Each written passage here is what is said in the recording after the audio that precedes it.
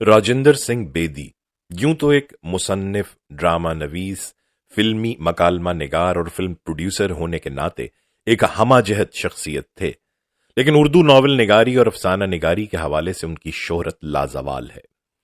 इनका शुमार सादत हसन मंटो, इस्मत चुगताई और कृष्ण चंद्र समेत जदीद उर्दू अफसाने के 4 सुतूनों में होता है। बेदी के अफसानों में पेचीदगी नहीं होती, बल्कि उनकी कहानियां इंसानी जिंदगी में पेचीदगी का जवाज तलाश करती नजर आती हैं। दाना और दाम बेदी की मुख्तसर कहानियों का पहला मजमुआ है, जो 1940 में शाया हुआ था और अपनी कहानियों की पुरमायनी सादगी की वजह से निहायत मकबूल हुआ था। जेर नजर अफसाने का इंतखाब भी इसी मजमुए से किया गया है। यह अफसाना यानी गर्म कोट एक ऐसे आदमी की कहानी है जो माशी एतबार से अपनी चादर अपने पैरों के बराबर करने का सोचता रहता है और इस कशमकश में मुब्तला है कि वो अपने कुनबे के साथ कोई ज्यादती करे या खुद कोई कुर्बानी दे। इसी कहानी पर बेदी ने 1955 में इसी नाम से एक फिल्म भी बनाई थी। आए हम भी एक आम आदमी की मासूम सी जिद्दोजहद और उसके अंजाम के बारे में जानते हैं। गर्म कोट। मैंने देखा है मेराजुद्दीन टेलर मास्टर की दुकान पर बहुत से उम्दा उम्दा सूट आवेजा होते हैं। उन्हें देखकर अक्सर मेरे दिल में ख्याल पैदा होता है कि मेरा अपना गर्म कोट बिल्कुल फट गया है और इस साल हाथ तंग होने के बावजूद मुझे एक नया गर्म कोट जरूर सिलवा लेना चाहिए। टेलर मास्टर की दुकान के सामने से गुजरने या अपने महकमे के तफरी क्लब में जाने से गुरेज करूं तो मुमकिन है मुझे गर्म कोट का ख्याल भी ना आए, क्योंकि क्लब में जब संता सिंह और यजदानी के कोटों के नफीस वोस्टेड मेरे सुबंदे तखय्युल पे ताजियाना लगाते हैं तो मैं अपने कोट की बोसीदगी को शदीद तौर पर महसूस करने लगता हूं, यानी वो पहले से कहीं ज्यादा फट गया है। बीवी बच्चों को पेट भर रोटी खिलाने के लिए मुझसे मामूली क्लर्क को अपनी बहुत सी जरूरियात तर्क करना पड़ती हैं और उन्हें जिगर तक पहुंचती हुई सर्दी से बचाने के लिए खुद मोटा जूता पहनना पड़ता है। यह गर्म कोट मैंने पारसाल दिल्ली दरवाजे से बाहर पुराने कोटों की एक दुकान से मोल लिया था। कोटों के सौदागर ने पुराने कोटों की सैकड़ों गांठें किसी मिरंजा एंड कंपनी कराची से मंगवाई थी। मेरे कोट में नकली सिल्क के अस्तर से बनी हुई अंदरूनी जेब के नीचे मिरंजा एंड को का लेबल लगा हुआ था, मगर कोट मुझे मिला बहुत सस्ता। महंगा रोए एक बार, सस्ता रोए बार बार, और मेरा कोट हमेशा ही फटा रहता था। इसी दिसंबर की एक शाम को तफरी क्लब से वापस आते हुए मैं इरादतन अनारकली में से गुजरा। उस वक्त मेरी जेब में 10 रुपए का नोट था। आटा, दाल, ईंधन, बिजली, बीमा कंपनी का बिल चुका देने पर मेरे पास वही 10 का नोट बच रहा था। जेब में दाम हो तो अनारकली में से गुजरना मायूब नहीं। उस वक्त अपने आप पर गुस्सा नहीं आता, बल्कि अपनी जात कुछ भली मालूम होती है। उस वक्त अनारकली में चारों तरफ सूट ही सूट नजर आ रहे थे और साड़ियां। चंद साल से हर नत्थु खैरा सूट पहनने लगा है। मैंने सुना है गुज़श्ता चंद साल में कई टन सोना हमारे मुल्क से बाहर चला गया है। शायद इसीलिए लोग जिस्मानी ज़ेबाइश का ख्याल भी बहुत ज्यादा रखते हैं। नए नए सूट पहनना और खूब शान से रहना हमारे अफलास का बदेही सबूत है, वरना जो लोग सचमुच अमीर हैं ऐसी शान और शौकत और जाहिरी तकल्लुफात की चंदा परवाह नहीं करते। कपड़े की दुकान में वोस्टेड के थानों के थान खुले पड़े थे। उन्हें देखते हुए मैंने कहा, क्या मैं इस महीने के बचे हुए 10 रुपयों में से कोट का कपड़ा खरीद कर बीवी बच्चों को भूखा मारूं? लेकिन कुछ अरसे के बाद मेरे दिल में नए कोट के नापाक ख्याल का रद्द-ए-अमल शुरू हुआ। मैं अपने पुराने गर्म कोट का बटन पकड़कर उसे बल देने लगा। क्योंकि तेज तेज चलने से मेरे जिस्म में हरारत आ गई थी, इसलिए मौसम की सर्दी और इस किस्म के खारजी असरात मेरे कोट खरीदने के इरादे को पाए तकमील तक पहुंचाने से कासिर रहे। मुझे तो उस वक्त अपना वो कोट भी सरासर मुकल्लफ नजर आने लगा। ऐसा क्यों हुआ? मैंने कहा है, जो शख्स हकीकतन अमीर हो वो जाहिरी शान की चंदा फिक्र नहीं करते। जो लोग सचमुच अमीर हो उन्हें तो फटा हुआ कोट बल्कि कमीज भी तकल्लुफ में दाखिल समझनी चाहिए। तो क्या मैं सचमुच अमीर था कि? मैंने घबरा कर जाती तजिया छोड़ दिया और बमुश्किल 10 का नोट सही सलामत लिए घर पहुंचा। शिम्मी मेरी बीवी मेरी मुंतजिर थी। आटा गूंथते हुए उसने आग फूंकनी शुरू कर दी। कमबख्त मंगल सिंह ने इस दफा लकड़ियां गीली भेजी थी, आग जलने का नाम ही नहीं लेती थी। ज्यादा फूंके मारने से गीली लकड़ियों में से और भी ज्यादा धुआं उठा। शम्मी की आंखें लाल अंगारा हो गईं, उनसे पानी बहने लगा। कमबख्त कहीं का मंगल सिंह, मैंने कहा। इन पुरनम आंखों के लिए मंगल सिंह तो क्या, मैं तमाम दुनिया से जंग करने पर आमादा हो जाऊं। बहुत तगोदो के बाद लकड़ियां आहिस्ता आहिस्ता चटकने लगीं। आखिर उन पुरनम आंखों के पानी ने मेरे गुस्से की आग बुझा दी।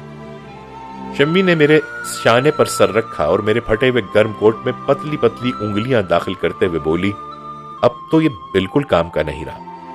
मैंने धीमी सी आवाज से कहा, हाँ सी दूं, यहां से सी दो, अगर कोई एक आध तार निकालकर रफू कर दो तो क्या कहने हैं। कोट को उल्टाते हुए शम्मी बोली, अस्तर को तो मुई टिड्डियां चाट रही हैं, नकली रेशम का है ना, ये देखिए। मैंने शम्मी से अपना कोट छीन लिया और कहा, मशीन के पास बैठने के बजाय तुम मेरे पास बैठो। शम्मी, देखती नहीं हो दफ्तर से आ रहा हूं, ये काम तुम उस वक्त कर लेना जब मैं सो जाऊं। शम्मी मुस्कुराने लगी। वो शम्मी की मुस्कुराहट और मेरा फटा हुआ कोट। शम्मी ने कोट को खुद ही एक तरफ रख दिया, बोली, मैं खुद भी इस कोट की मरम्मत करते करते थक गई हूं। इसे मरम्मत करने में इस गीले ईंधन को जलाने की तरह जान मारनी पड़ती है, आंखें दुखने लगती हैं। आखिर आप अपने कोट के लिए कपड़ा क्यों नहीं खरीदते? मैं कुछ देर सोचता रहा। यूं तो मैं अपने कोट के लिए कपड़ा खरीदना गुनाह ख्याल करता था, मगर शम्मी की आंखें, इन आंखों को तकलीफ से बचाने के लिए मैं मंगल सिंह तो क्या तमाम दुनिया से जंग करने पर आमादा हो जाऊं। वोस्टेड के थानों के थान खरीद लूं। नए गर्म कोट के लिए कपड़ा खरीदने का ख्याल दिल में पैदा हुआ ही था कि पुष्पा मुन्नी भागती हुई कहीं से आ गई। आते ही बरामदे में नाचने और गाने लगी। उसकी हरकत कथाकली मदरा से ज्यादा कैफंगेज थी। मुझे देखते हुए पुष्पा मुन्नी ने अपना नाच और गाना खत्म कर दिया।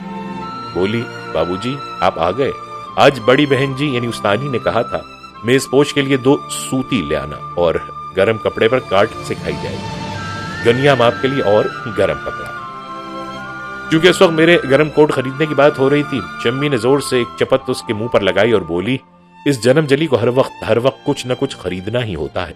मुश्किल से इन्हें कोट सिलवाने पर राजी कर रही हूं। वो पुष्पा मुन्नी का रोना और मेरा नया कोट। मैंने खिलाफ आदत ऊंची आवाज से कहा, शम्मी। शम्मी कांप गई। मैंने गुस्से से आंखें लाल करते हुए कहा, मेरे इस कोट की मरम्मत कर दो, अभी किसी तरह करो, ऐसे जैसे रो पीट कर मंगल सिंह की गीली लकड़ियां जला लेती हो। तुम्हारी आंखें, हाँ याद आया, देखो तो पुष्पा मुन्नी कैसे रो रही है। पोपी बेटा इधर आओ ना, इधर आओ मेरी बच्ची, क्या कहा था तुमने, बोलो तो। 2 सूती, गनिया माप के लिए और काट सीखने को गर्म कपड़ा। बच्चू नन्ना भी तो ट्राइसिकल का राग अलापता और गुब्बारे के लिए मचलता सो गया होगा। उससे गुब्बारा ना ले दोगी तो मेरा कोट सिल जाएगा, है ना। कितना रोया होगा बेचारा शम्मी। कहां है बच्चू? जी सो रहा है, शम्मी ने सहमे हुए जवाब दिया। अगर मेरे गर्म कोट के लिए तुम इन मासूमों से ऐसा सलूक करोगी तो मुझे तुम्हारी आंखों की परवाह ही क्या है। फिर मैंने दिल में कहा, क्या ये सब कुछ मेरे गर्म कोट के लिए हो रहा है? शम्मी सच्ची है या मैं सच्चा हूं? पहले मैंने कहा, दोनों, मगर जो सच्चा होता है उसका हाथ हमेशा ऊपर रहता है। मैंने खुद ही दबते हुए कहा, तुम खुद भी तो उस दिन काफूरी रंग के मीनाकार कांटों के लिए कह रही थी। हाँ जी, कह तो रही थी, मगर इस वक्त तो मुझे अपने गर्म कोट की जेब में 10 रुपए का नोट एक बड़ा खजाना मालूम हो रहा था। दूसरे दिन शम्मी ने मेरा कोट कोहनियों पर से रफू कर दिया। एक जगह जहां पर से कपड़ा बिल्कुल उड़ गया था, सफाई और एहतियात से काम लेने के बावजूद सिलाई पर बदनुमा सिलवटें पड़ने लगी।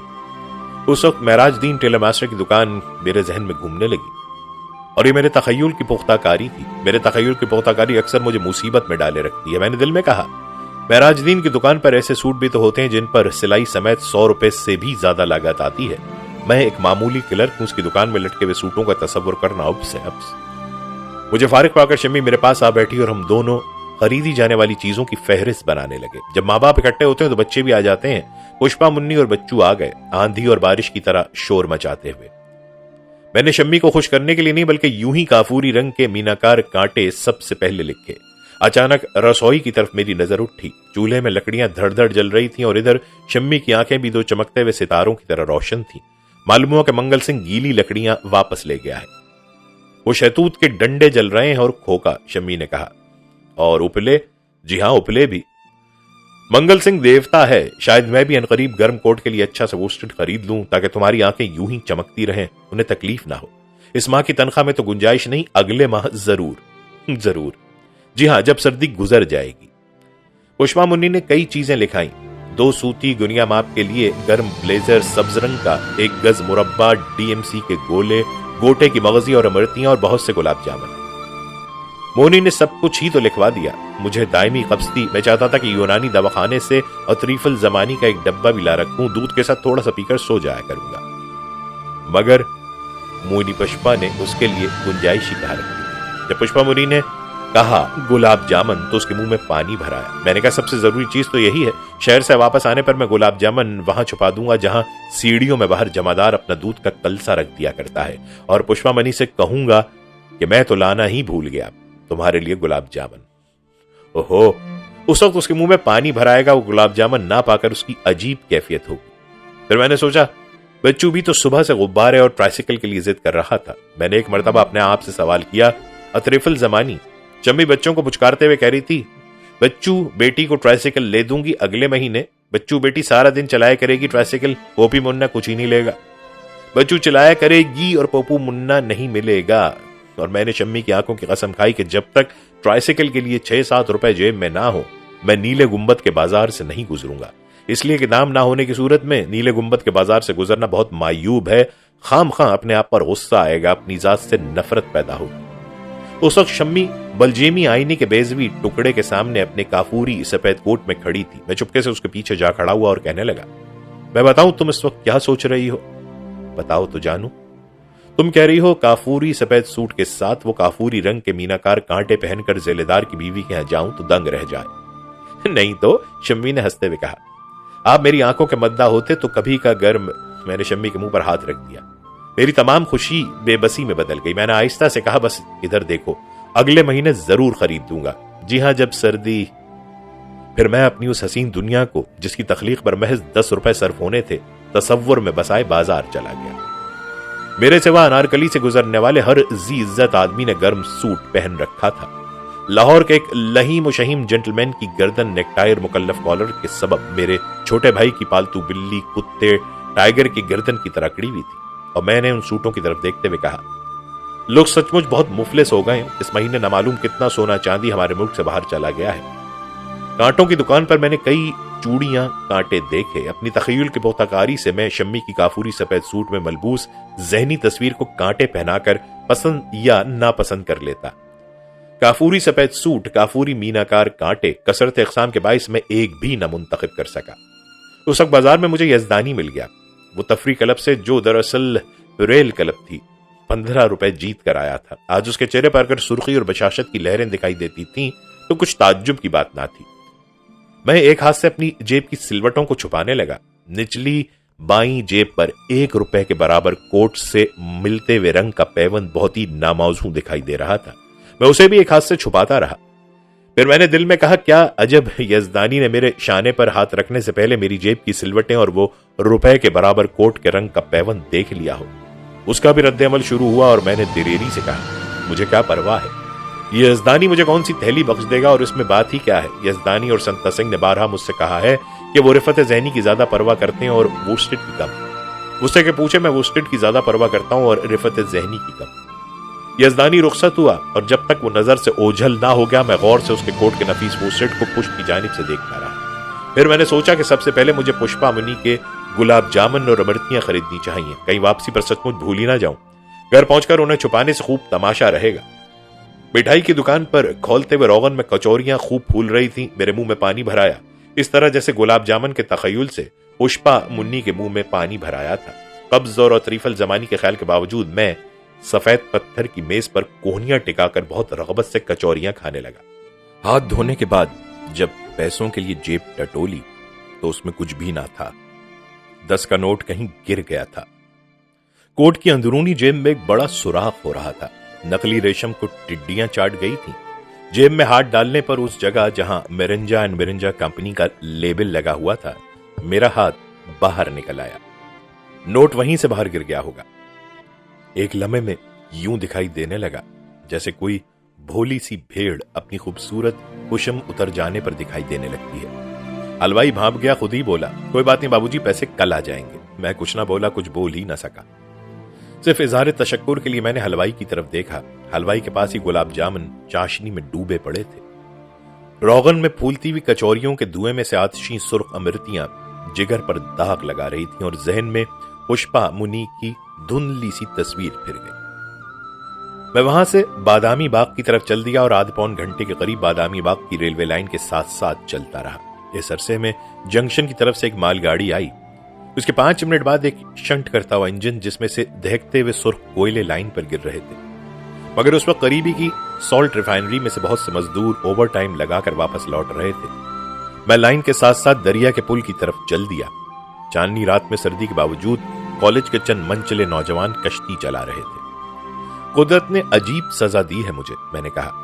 पुष्पा मुन्नी के लिए गोटे की मगजी, 2 सूती, गुलाब जामुन और शम्मी के लिए काफूरी मीनाकार कांटे न खरीदने से बढ़कर कोई गुनाह सरजद हो सकता है। इस बेरहमी और बेदर्दी से मेरी एक हसीन मगर बहुत सस्ती दुनिया बर्बाद कर दी गई है। जी तो चाहता कि मैं भी कुदरत का एक शाकार तोड़ फोड़ के रख दूं। मगर पानी में कश्तीरान लड़का कह रहा था, इस मौसम में तो रावी का पानी घुटने घुटने से ज्यादा कहीं नहीं होता। सारा पानी तो ऊपर से अपरबारी दुआब ले लेती है और यूं भी आजकल पहाड़ों पर बर्फ नहीं पिघलती, दूसरे ने कहा। मैं नाचार घर की तरफ लौटा और निहायत बेदिली से जंजीर हिलाई। मेरे ख्वाहिश और अंदाजे के मुताबिक पुष्पा मुन्नी और बच्चू नन्ना बहुत देर हुई दहलीज से उठकर बिस्तरों में जा सोए थे। शम्मी चूल्हे के पास शहतूत के नीमजान कोयलों को तापती हुई कई मरतबा ऊंगी और कई मरतबा चौंकी थी। वो मुझे खाली हाथ देखकर ठिठक गई। उसके सामने मैंने चोर जेब के अंदर हाथ डाला और लेबिल के नीचे से निकाल लिया। शम्मी सब कुछ समझ गई। वो कुछ न बोली, कुछ बोल ही न सकी। मैंने कोट खूंटी पर लटका दिया। मेरे पास ही दीवार का सहारा लेकर शम्मी बैठ गई और हम दोनों सोते हुए बच्चों और खूंटी पर लटकते हुए गर्म कोट को देखने लगे। अगर शम्मी ने मेरा इंतजार किए बगैर वो काफिरी सूट बदल दिया होता तो शायद मेरी हालत इतनी मुतगैर ना होती। यजदानी और संता सिंह तफरी क्लब में ब्रेल खेल रहे थे। उन्होंने 2-2 घूंट पी भी रखी थी। मुझसे भी पीने के लिए इसरार करने लगे, मगर मैंने इनकार कर दिया, इसलिए कि मेरी जेब में दाम ना थे। संता सिंह ने अपनी तरफ से एक आध घूंट जबरदस्ती मुझे भी पिला दिया, शायद इसलिए कि वो जान गए थे कि उसके पास पैसे नहीं है, या शायद इसलिए कि वो रिफत ज़हनी की वूस्टेड से ज्यादा परवाह करते थे। अगर मैं घर में उस दिन शम्मी को वही काफूरी सफेद सूट पहने हुए देखकर ना आता तो शायद परेल में किस्मत आजमाई करने को मेरा जी भी ना चाहता। मैंने कहा, काश मेरी भी जेब में 1-2 रुपए होते, क्या जब था कि मैं बहुत से रुपए बना लेता, मगर मेरी जेब में तो कुल 3.25 आने थे। यजदानी और संता सिंह निहायत उम्दा वूस्टेड के सूट पहने नेक आलम क्लब के सेक्रेटरी से झगड़ रहे थे। नेक आलम कह रहा था कि वो तफरी क्लब को प्रेल क्लब और बार बनते हुए कभी नहीं देख सकता। उस वक्त मैंने एक मायूस आदमी के मखसूस अंदाज में जेब में हाथ डाला और कहा, बीवी बच्चों के लिए कुछ खरीदना कुदरत के नजदीक गुनाह है। इस हिसाब से प्रेल खेलने के लिए तो उसे अपनी गिरा से दाम दे देने चाहिए। ही अंदरूनी खीसा भाई निचली जेब पोस्ट में पुश की तरफ मुझे कोई कागज सरकता हुआ मालूम हुआ। उसे सरकाते हुए मैं दाएं जेब के सुराग के नजदीक जा निकला। वो 10 रुपए का नोट था जो उस दिन अंदरूनी जेब की तह के सुराग में से गुजरकर कोट के अंदर ही अंदर गुम हो गया था। उस दिन मैंने कुदरत से इंतकाम लिया। मैं इसकी ख्वाहिश के मुताबिक प्रेल व्रेल न खेला, नोट को मुट्ठी में दबाए घर की तरफ भागा। अगर उस दिन मेरा इंतजार किए बगैर शम्मी ने वो काफूरी सूट बदल दिया होता तो मैं खुशी से यूं दीवाना कभी ना होता।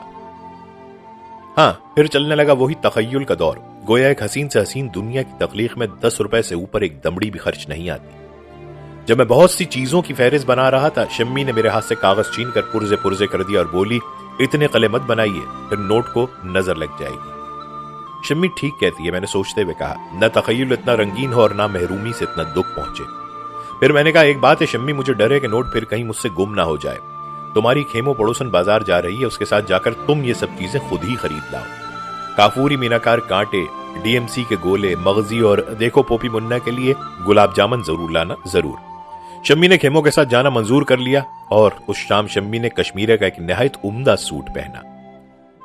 बच्चों के शोर गोगा से मेरी तबीयत बहुत घबराती है, मगर उस दिन मैं अरसे तक बच्चू नन्हे को उसकी मां की गैरहाजिरी में बहलाता रहा। वो रसोई से ईंधन की कोल की गुसलखाने की नीम छत पर सब जगह उसे ढूंढता फिरा। मैंने उसे बचकारते हुए कहा, वो ट्राइसिकल लेने गई है। नहीं, जाने दो, ट्राइसिकल गंदी चीज होती है। अख्तू गुब्बारा लाएगी बीबी तुम्हारे लिए, बहुत खूबसूरत गुब्बारा। बच्चू बेटी ने मेरे सामने थूक दिया, बोली, ए गंडी। मैंने कहा, कोई देखे तो कैसा बेटियों जैसा बेटा है। पुष्पा मुन्नी को भी मैंने गोद में ले लिया और कहा, पोपी मुन्ना आज गुलाब जामुन जी भर कर खाएगा ना। उसके मुंह में पानी भर आया। वो गोदी से उतर पड़ी, बोली, ऐसा मालूम होता है जैसे एक बड़ा सा गुलाब जामुन खा रही है। बच्चू रोता रहा। पुष्पा मुन्नी कथाकली मदरा से ज्यादा हसीन नाच बरामदे में नाचती रही। मुझे मेरे तखय्युल की परवास से कौन रोक सकता था। कहीं मेरे तखय्युल के कले जमीन पर ना आ रहे, इसी डर से तो मैंने शम्मी को बाजार भेजा था। मैं सोच रहा था, शम्मी अब घोड़े अस्पताल के करीब पहुंच चुकी होगी, अब कॉलेज रोड की नुक्कड़ पर होगी, अब गंदे इंजन के पास। और एक निहायत धीमे अंदाज से जंजीर हिली। शम्मी सचमुच आ गई थी दरवाजे पर। शम्मी अंदर आते हुए बोली, मैंने 2 रुपए खीमू से उधार लेकर भी खर्च कर डाले हैं। कोई बात नहीं, मैंने कहा। फिर बच्चू, पॉपी, मुन्ना और मैं तीनों शम्मी के आगे पीछे घूमने लगे, मगर शम्मी के हाथ में एक बंडल के सिवा कुछ न था। उसने मेज पर बंडल खोला। वो मेरे कोट के लिए बहुत नफीस वोस्टेड था। पुष्पा मुन्नी ने कहा, बीबी मेरे गुलाब जामुन। शम्मी ने जोर से चपक उसके मुंह पर लगा दी।